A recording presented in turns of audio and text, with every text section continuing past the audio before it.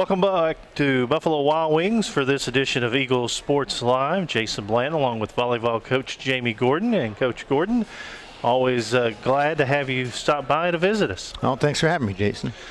Tell us a little bit about everything that's been going on. I know that we had Ed on a few weeks back, and players are playing hard, and as a coach, if you're improving and the players are playing hard, that's about all you can ask for. Well, you're right in that sense.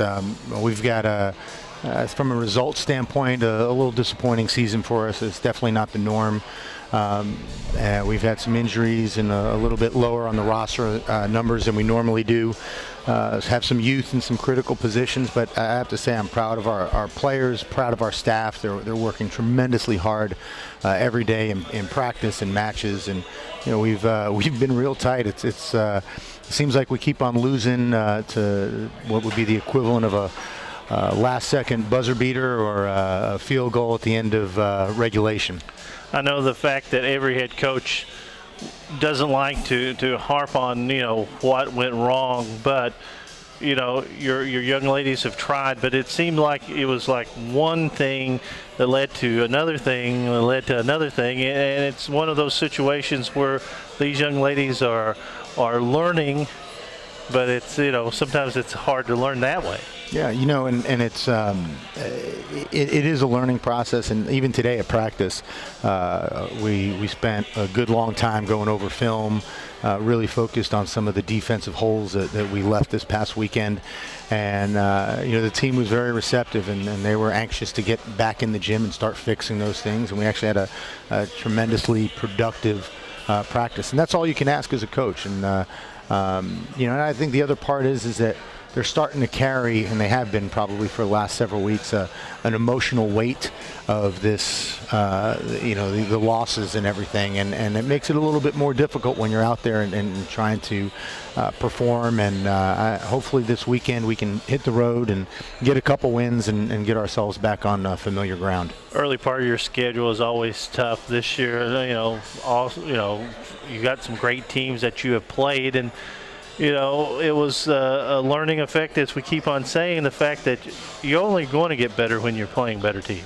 Yeah, and we had definitely I think 5 top 25 teams on our schedule, but then we go ahead and we take Notre Dame to the final set. We play them real tough, and just in the mix with a lot. And I don't think that really with all of our matches, maybe just one or two that I say, hey, that was just not a good performance, and maybe we got blown out a little bit. But we've been right in there and fighting every set. And as I said, I'm proud of the way that our players are handling some of this adversity. Take a look at your roster. You're still a relatively young team. I think 2 seniors on your squad? Yeah, we have 2 true seniors transfer in also, but we are young, and we're young in some critical positions. Our ball control, especially early on in our serve receive game, was quite a bit inconsistent. But I'll tell you, I can't be more proud of the way that they've responded. Actually, that's now becoming a pretty good strength of ours. And while you don't like to see the losses sort of piling up, I think all of this is going to prove to be fruitful down the road. Got about 10 matches left in the season. What have you told the girls that y'all want to accomplish? It's just a matter of getting better, and it doesn't. We're not approaching anything any differently than this time last year when we had the longest win streak in the country, and so now we're on the other end of that, and process doesn't change, your approach doesn't change. If you get focused on the result, whether it be the win or the loss, you're not going to be productive, and so I think that our approach will continue to be the same as we finish this final stretch of the season as it was in preseason or final stretch last year. I know I was talking to you in the parking lot before we came in, the fact that you've had so much success here at Morehead State. I mean, it's been the program in the athletic community for the last, since you've been here. You hate to say you're finding out how the other half lives, but Jaime, it's one of those situations. We had so much success. Sometimes, something like this, is not good, but you learn a lot about yourself. Yeah, you do, and you're right. We've been able to enjoy quite a bit of success, winning 6 conference championships in the last 7 years, and 4 in a row. This year not being the norm, as I said, for us, and but again, I think it really shows the character of our team because we were on the road up at Dayton last week, and I had 2 of their fans. I was out in the parking lot, and they sought me out and just wanted to compliment our team in the way that they fought and their character and the way that they played together, and that they really enjoyed watching our team compete. And I don't think that there's a lot of athletes that you put them in this type of situation that are going to go out and do what they've been doing night in, night out. Coming up, of course, the Eagles will be at home on Friday, October 31st for the Costume Madness. That's a 6 o'clock start. The next day they'll be hosting Tennessee State and Youth Clinic Day. That's always exciting, too, those Youth Clinic Days. Yeah, and really the Halloween match, we're doing a huge promotion tied in with Cebu to Drugs. So we actually are hoping to break not just the volleyball record, but potentially the Weatherby record, because we'll have so many people coming through and cycling through for that. So it's really a great opportunity for families to come out, go through the trick-or-treating that's set up for the youth with the Cebu to Drugs effort, and then also be there to watch what should be a great match with us in Belmont. And want to hit on this, and I asked you and make sure it was okay, but YMT had done a nice story on a family, Cindy, of course, Sagala battling cancer, and then Hannah plays for you, and it was a great and touching story. It was. The people down there did a fantastic job of just encapsulating the emotion and what that family has gone through and is continuing to go through. While Cindy is right now cancer free, it's one of those things that you never know what new challenges might face, and they're a tremendously faith-driven family, and Hannah has shown such character through this whole process. She found out right after we played Penn State her freshman year, and that her mom had cancer and had actually already gone through a surgery to have it removed. And last year she was pretty tied up with chemotherapy, and it was hard on that whole family, but I think it was very helpful for Hannah to have the support that she does here at Morehead State, not just with her teammates and athletic department, but even just the university community. Like we said, Belmont on Friday, October 31st, Saturday the 1st, Tennessee State. Still left in the season at Kentucky. That's always a tough match, an SEC team, and you know a lot about the University of Kentucky. Yeah, they've got a fantastic team this year. They've been in the top 10 today. They kind of dropped down a little bit. I say dropped down to like 14, I think. Okay. So it's going to be a fun opportunity for us, and I think one that our team always looks forward to.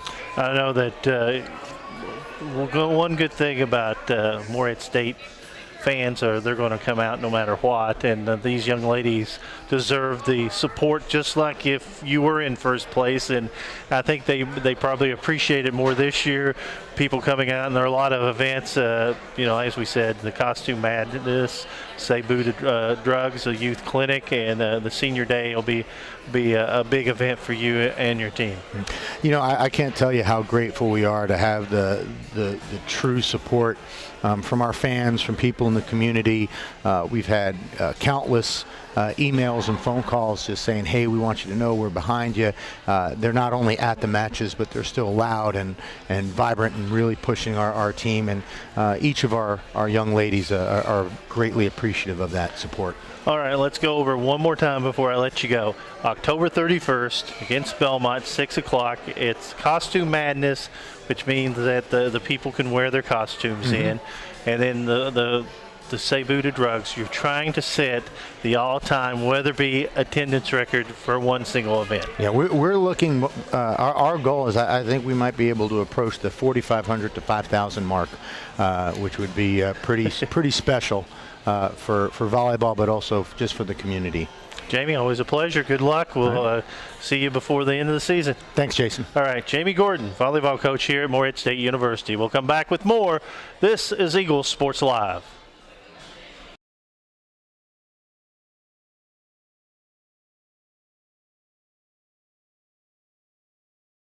David Williams has joined us now, softball coach at Morehead State University. While it's getting a little colder, you've worked hard in the fall. How have you done thus far? We did well this fall. It was a good learning experience for us. We have a lot of young players. 75% of our roster is freshmen or sophomores. So we spent a lot of time doing a lot of teaching. Even though we're young, I feel pretty good about it. The young players made some very, very good progress through the fall. Some of our freshmen led us in a lot of areas this fall. So we've still got a lot of growth left ahead of us, but hopefully we can take some of the things we did this fall, transition, continue to work on them as we head into the spring. Fourth year coming up, right? Correct. And this means that most of these players are your players now, so you've got your own kind of mark on this team. Yeah, it's a little different.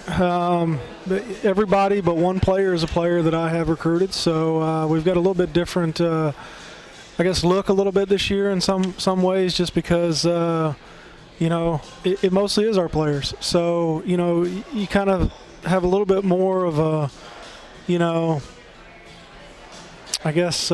hand in the program in some ways, but really, really good mix of girls, a lot of great young ladies, and really looking forward to moving into the spring with them. 24-25 last season, a good mark to build on. I know as a coach you'd probably like to be better, but 24-25 as you head into your fourth season. Program about where you expected to be, because you had to do a lot of rebuilding. Well, we still had a lot more to do. We really need to push a little bit more. We want to position ourselves to be a lot higher in the OVC. We want to get a higher seed in the conference tournament.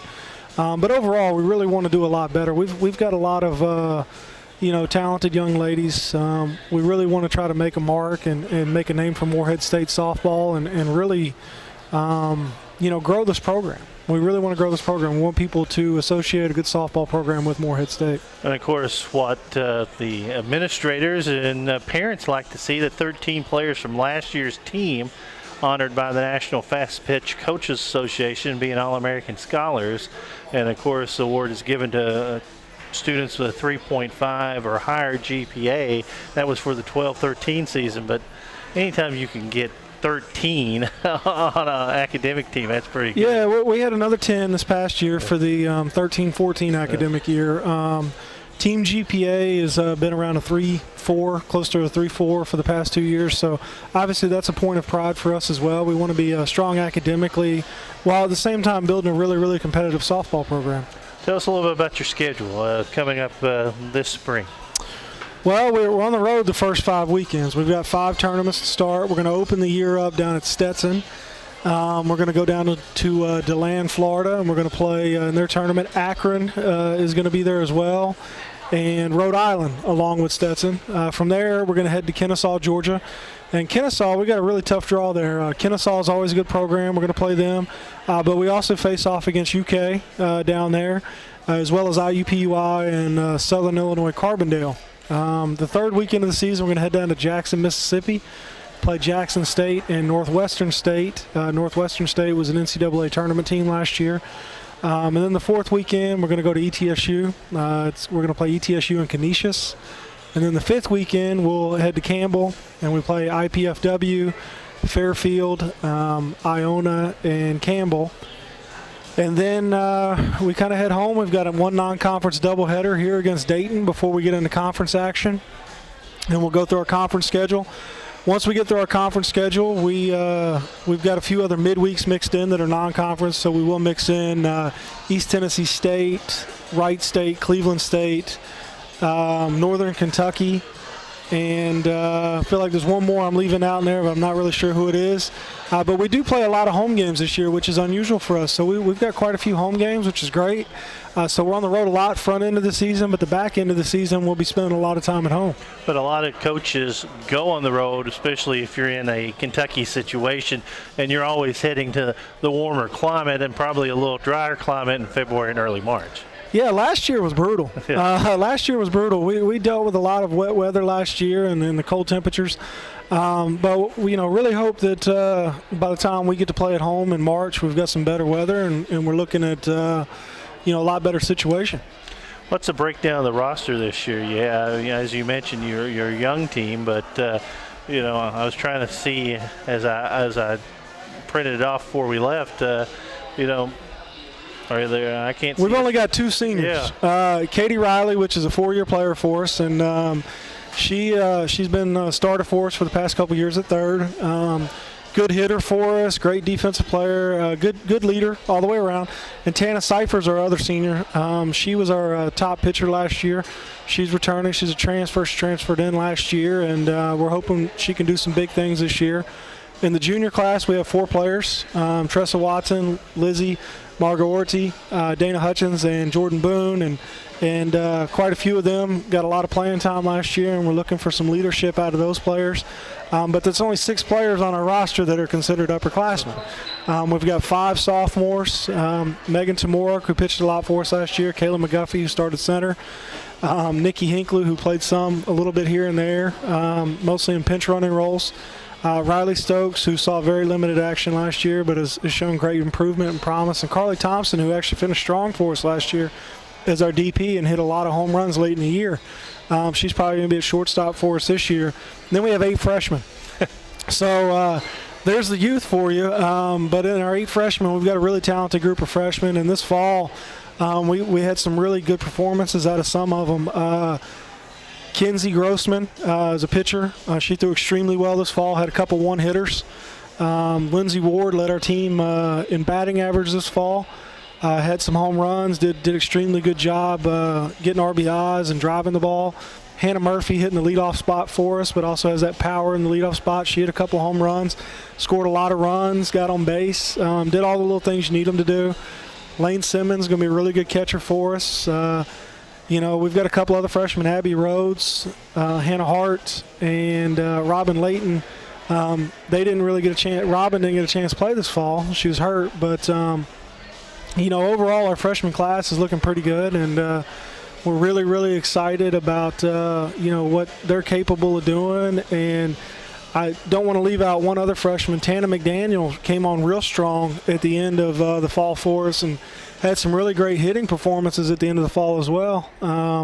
So really good freshman class, but like I said, we're young. When you look at 13 out of 19 players are freshmen and sophomores, 75% of your roster, basically. So we are going to be young, but it's a good group, and if we can play well and keep this group together as they mature, we should be pretty strong in the next couple of years. What do you think is going to be the strength of this ball club? That's tough. I'm hoping offense. A couple years ago, we hit the cover off the ball and did a really good job. And last year, our averages weren't quite where you want them to be. But it really wasn't a lack of hitting the ball. We just couldn't find holes. So we're really hoping we can drive it. We did hit 11 home runs in 8 fall games. So I'm hoping we got a little bit more power this year. I'm hoping we're going to be able to find a way to score some of those runs. I think one of the things we want to do is we want to be a little more aggressive this year on the bases. We're going to try to create some opportunities for ourselves. And I'm hoping offense is our strength, but I'm also hoping our pitching. I'm hoping our pitching steps up, and I'm hoping we get some solid pitching this year.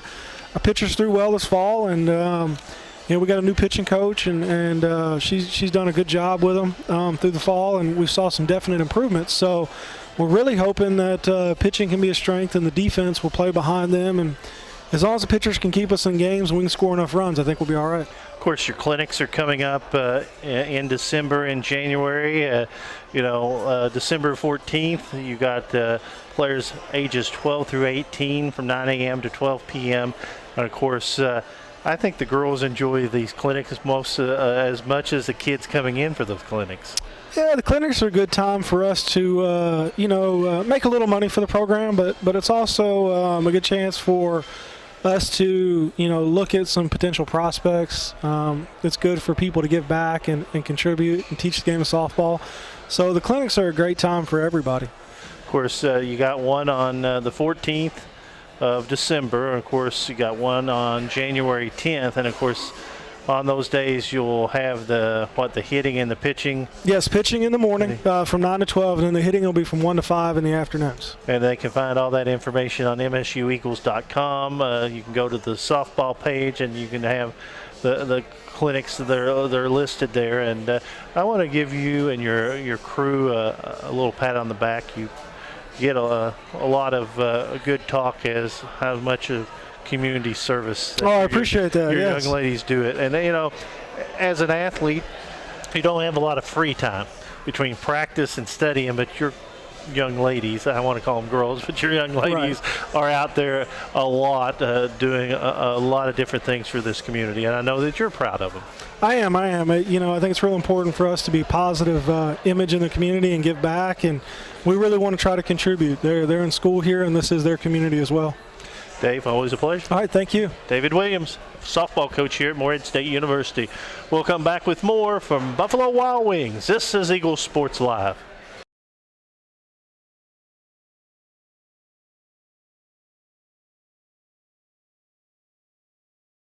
Phil Burnett has joined us now, and Coach, first time we've had you on, and appreciate you being here tonight. It's great. I appreciate being here.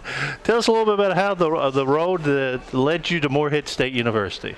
Well, the road that led me here, happened probably in the years of 1997 when I met Rob Tenyer at California University of Pennsylvania. I was there for 6 years, and then I moved on to Ball State. I was a defensive line coach at Ball State for 8 years, from 2003 to 2010. And from there, I spent a couple years helping some people in college football. Then I actually was in the high school for 1 year. Then when Rob got the head coaching job here, he called me. I came down to check the place out, and I'm here.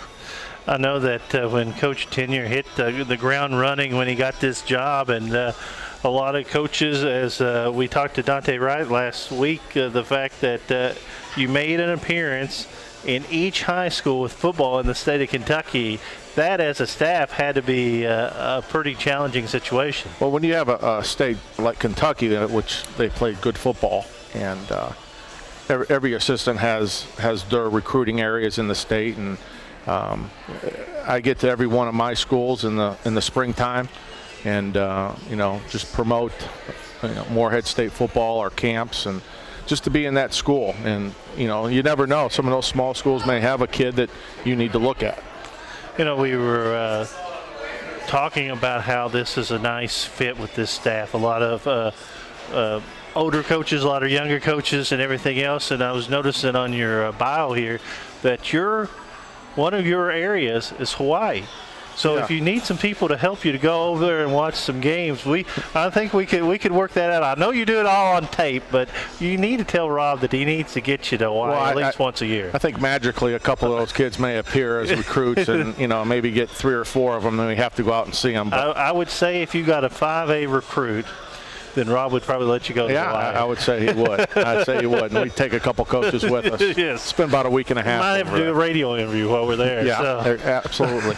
So, Coach, you work with you're the defensive coordinator, and you work with the linebackers. Tell us a little bit of what that all involves in a week, because it's people don't realize just how many hours you put in. Well, today we came in as a staff at 7 o'clock this morning, and Coach McDermott, the assistant DB coach, has already broken down Valparaiso's film, the last 4 games, and he has put them on our website, and we look at them, we break them down by personnel, down in distance, and we talk as a staff as we watch it, and make a call sheet off of that, and eventually get ready for tomorrow's practice and so forth, and our calls and what we want to call, what would be good, what we need to throw out, and what's too much, what's too little. There's a lot of things going on, and it usually takes 8 hours, 9 hours, maybe 12 hours to do that on Monday. Now, how much different is it with this technology than when you first started until now? Well, in the 80s, when I first started being a graduate assistant, it was all 16 millimeter. Have to go out and get it developed, and then had to bring it back. Had to splice it and do all that stuff, and we had to do that all the time being a GA. We had to splice it, get the offensive practice, defensive practice, and special teams, and you'd have to hang it up on the wall and reel it back in. And yeah, times have definitely changed, but for the good. But still, a lot of long hours. Oh, yeah. Tell us a little bit about your scheme. I mean, at times this year we've not struggled, but we've just not looked well at times. Tell us a little bit about the defensive scheme from Morehead. Well, I think last year there was a certain point where we kind of changed some things halfway through the year, and we did get better. We're a 4-3 quarters team, and we changed a little bit halfway through the season last year, and then this off season we made we got tape from Michigan. I got Michigan State's defense. We cut that up and looked at it and fostered some of the stuff that we like into what we saw Michigan State running, and we kind of brought this whole thing together under one umbrella with all the defensive coaches. Now what you see, every week we kind of tweak and change some things to fit who we're playing, and you're always going to look for being simple, running to the football, and tackling. And every week I've got a goal sheet, and one of the goals on our sheet weekly is missed tackles for the game, and we want to have 15 missed tackles. And people say, well, 15. Yeah. Well, you play 80 plays games, and we've been under that. We've been really good, except this past weekend against Dayton, we were not good at tackling. But the last 5 weeks, we were really, really good. But you have to give Dayton a little credit. I mean, they're a solid football program, very fundamentally sound. And I know as a coach, you're going to say, well, our players should have done this. But, Dayton is fundamentally might have been one of the better teams we've played. Yeah, Dayton is Dayton. They're going to do what they do. They all look the same. They're all, they all look the same in uniform, and they do the right things on the football field. You know what? Notice the offense of Dayton. If you took a look at the starters, every one of them a redshirt something. Yeah. They all redshirt that freshman year, and what a luxury that must be for your program to know that you are not going to put a true freshman on the field. Oh yeah, that's, the programs that are established can do that, can afford to do that. Teams that are trying to build and lay the foundation like we are, sometimes you have to play those young kids to get a better product on the field, and that's the nature of the beast. And it doesn't take it. Everyone thinks you can turn things around in a year or two, but when I was at Ball State, it took us 4 years to turn it around, 5 years. Well, and you mentioned that you changed up the scheme a little bit last year, so now you have to, I guess, not recruit a whole different type of kid or a player, but you're recruiting something different than when you got here because you changed the scheme, right? Yeah, at defense, you're always looking for big safeties that can go down to outside linebackers, outside linebackers that can go to middle linebackers, and the middle linebackers that can go to defensive ends and so forth. The more you take your team and move them closer to the ball, the better and faster you will be.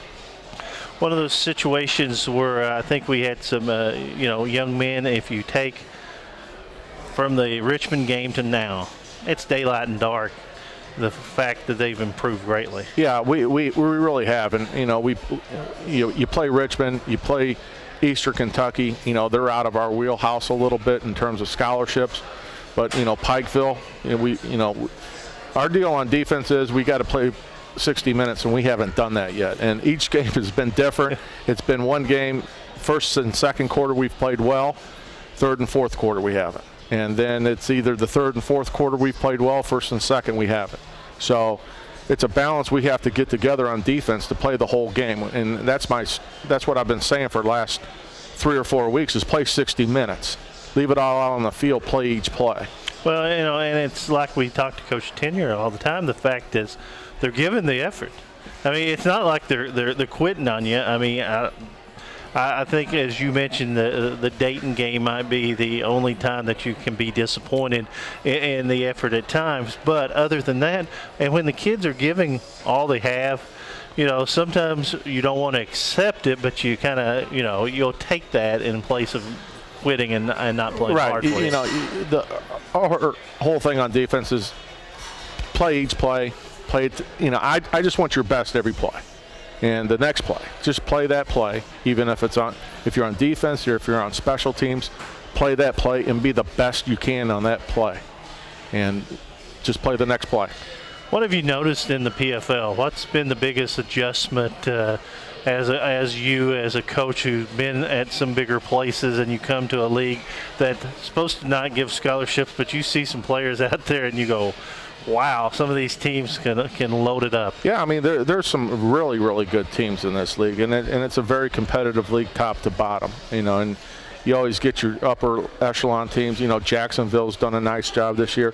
Campbell has done a nice job this year, and Dayton and Marist and San Diego and Drake and all those schools. And Davidson, you look at them on film before we played them, you're thinking these guys have really, really improved. And Campbell, man, these guys have improved, and I'm hoping they're saying that about us when they watch our film. Man, Morehead State, they've improved. What do you want to accomplish with your defense between now and the end of the season? Play 60 minutes. Tell you the truth, play 60 minutes, and these kids have to understand that you got to play the whole football game. And everything comes back to, number one is how they doing in school, academically, going to class, getting their study table hours. Are they on time in the weight room? Are they on time for meetings? All those things equivalent to that playing 60 minutes. And it, like I said, it may take 1 year, 2 years, and 3 years. And those are little things that add up to big things in my picture. And that's how I was brought up. Yeah. You do all those things, A, B, C, and D, and F, that next thing should come. And, if you harp on them to be disciplined through their academics, going to class, doing their study table hours in, being early for meetings, all that takes place, and down the road will be better for it.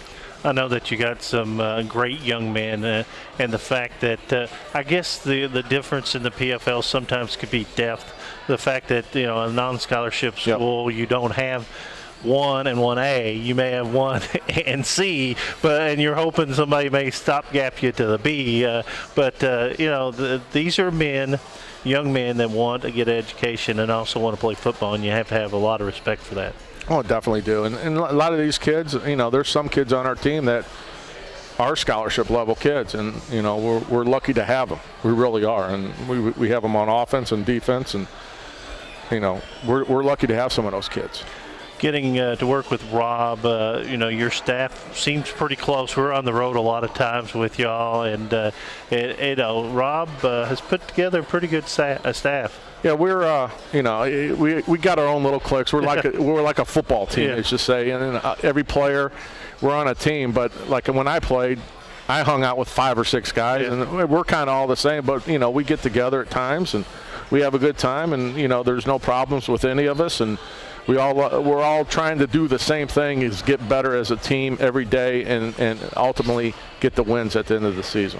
What, if you guys watch any about Valparaiso early, what did you notice about Valparaiso? Improved team.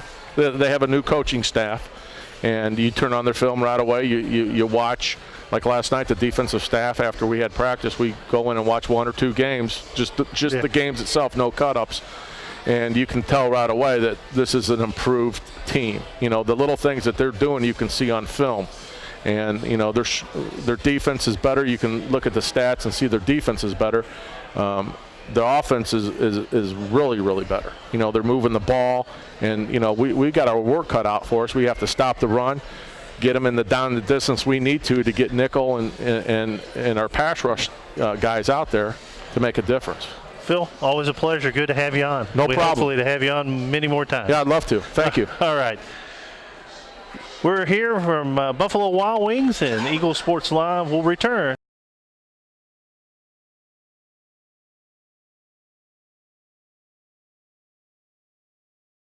Wings here in Morehead for Eagle Sports Live.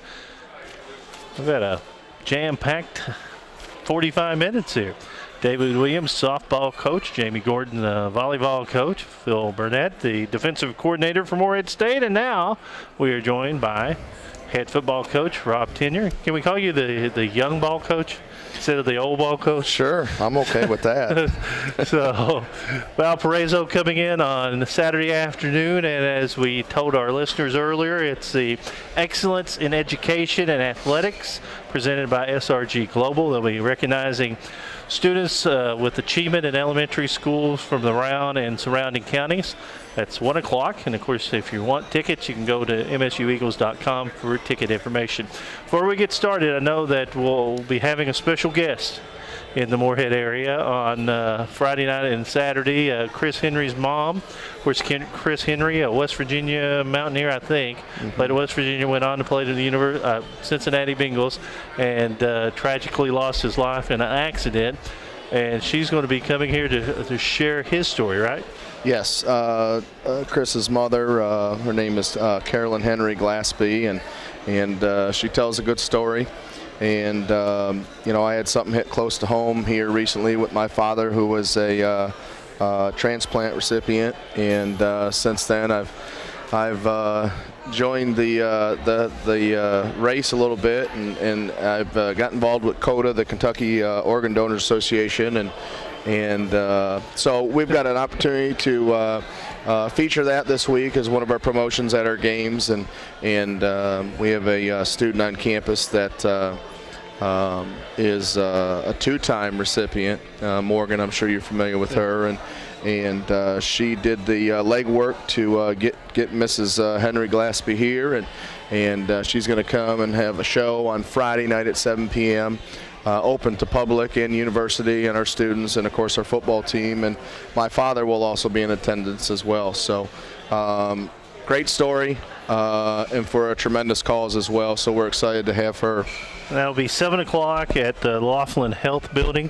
And, of course, it's the Chris Henry, A Story of Hope. And, of course, the coaching staff. On Saturday, you'll be wearing organ donation bracelets, and they'll be available for all fans that come in. That's pretty neat as well. Yeah. And if you're not currently an organ donor, you can sign up, and I encourage you to at least look into it at this point. And I think that's really the story that Chris's mom's going to tell is how he became an organ donor on his surprise passing. So, and there's a lot of stories out there, good and bad, and there's different roles.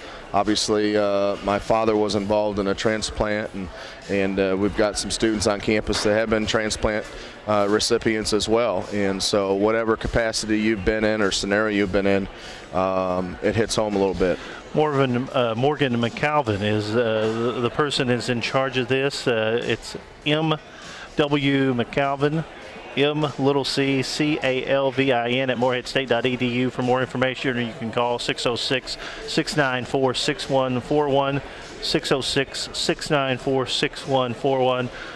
Come on out Friday night. Morgan is a two-time recipient, and the crazy thing about it, Jay, is the 24th will be her anniversary. She's had both transplants on that date, so she's excited about it, and we're excited to be a part of it as well. And, of course, come on out, and, of course, they can get the bracelets on Saturday before the game.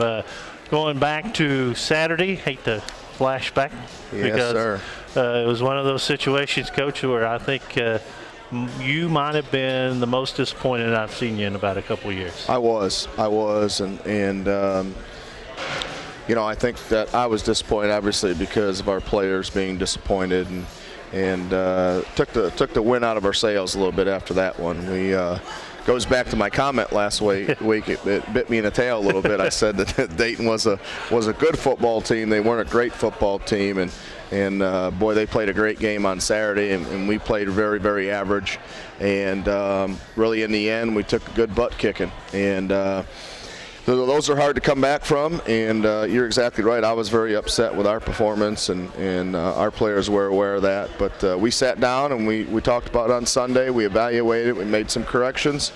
And like any buddy does, you try to put something behind you when bad things happen. So I think Phil hit it on the head probably as well as I've heard it put. Dayton is Dayton. Dayton is Dayton is Dayton is the fact that they're all about the same size. They're all about, they don't do anything flashy, but fundamentally maybe one of the best teams we've played. No question. And, they've had a lot of coaches there for a lot of years, and they have a system, and they've been very successful in that system. So, but, with that being said, obviously we try and make this a marquee matchup on our schedule each year, and we want it to be a rival game, and as I mentioned last week, for us to do that, we've got to make sure that we can win some games within that series, and we're going to work real hard to get to that point. Valparaiso comes in. Heartbreaking loss for Valparaiso. They led Drake until the fourth quarter. Drake scoring 14 points. I know you've seen some film. What has impressed you about the Crusaders? Well, I think it's hard to look at matchups. You know, I know the Drake game, it was a, really, it was a wet game. It rained the entire game, and I believe Drake only scored one offensive touchdown. I think they had a pick six on the other one, and then probably a field goal at some point, I think, in the first half. But they're playing pretty good on both sides of the football. They don't have any, big names or marquee players, and I think they're just trying to buy into a new system, new staff and new offense and new defense as well. So defensively, they just do a lot of stuff. We spent the entire day, and we're still not done breaking them down, but they do a lot of different things, and so we got to be prepared. We got to play much better, much more consistent. And then offensively for them, they're a little more of a spread team, and they're doing a lot of similar things to what we do within our offense. So hopefully that will be helpful for our defense as we enter this week versus Valpo. Of course, they're going through a little bit of a quarterback situation. The young man had to leave the game on Saturday. Too early on Monday to discuss whether, he's going to be there or not, but they are listing three quarterbacks. They have the regular backup who is a sophomore, and then they have the other backup who's a true freshman. So, as a coaching staff, I guess you just prepare for the first team all the way around. Then if you get word later in the week, you can make adjustments. I think that's the way you have to do it. And, I know there's coaches that approach it a little differently, but, typically if a guy comes back and he's symptom-free on Sunday or Monday, then most likely he's going to have a chance to play on Saturday that week. So, and without knowing that, I think you do. You prepare for your opponent. You prepare for what you see on film. And then, obviously game plans will slightly change, but I'm sure that number two guy, whoever that ends up being, will have a lot of reps under his belt at this point in the season, and he'll be prepared to run their offense. So we'll prepare for that. I think if you take a look at the stats, I think both Starr, who's a sophomore, and Clark, who's a freshman, both have played some. So they've got, both of their backups some action if Lenham is not, able to go. But sure. So, but as a coach, you want to play them as full strength as, you want everybody on your team playing against them, and their coaching staff would like to go head-to-head. Health-wise, how are we going into the game? We're a little beat up. We're, we got through that open week, and then we played a couple physical football games, but that's part of it, Jay. I mean, this is a sport. It's very violent. It's a collision sport, and there's two ways you look at it. You're either injured or you're hurt, Yeah. And we've got a lot of guys that are hurt and a few that may be injured. And what I mean by that is injured, you're out. Hurt, you're a little banged up, but you can still play and practice and prepare and play on Saturday. So, but we hope to have some of those guys back this week. Reese McShare went out early in the Dayton game, our running back, and it's going to be one of those year type injuries. Yeah. It's a shoulder issue, and so we're gonna strap him up and have him ready to go. And I think he'll be ready to go. This being his senior year, and I think he'll want to play. And we get Tanner Teepin back this week at defensive line, who was out with a concussion last week, and it'll be good to have a little more depth there as well. I know that Reese hurt the shoulder early.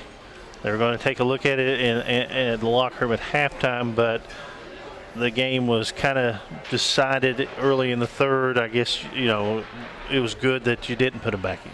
Yeah, and I don't think, at no point did we get an okay to put him back in. He wasn't healthy enough to go back in. And, we still have 5 football games left, so you have to consider that as well.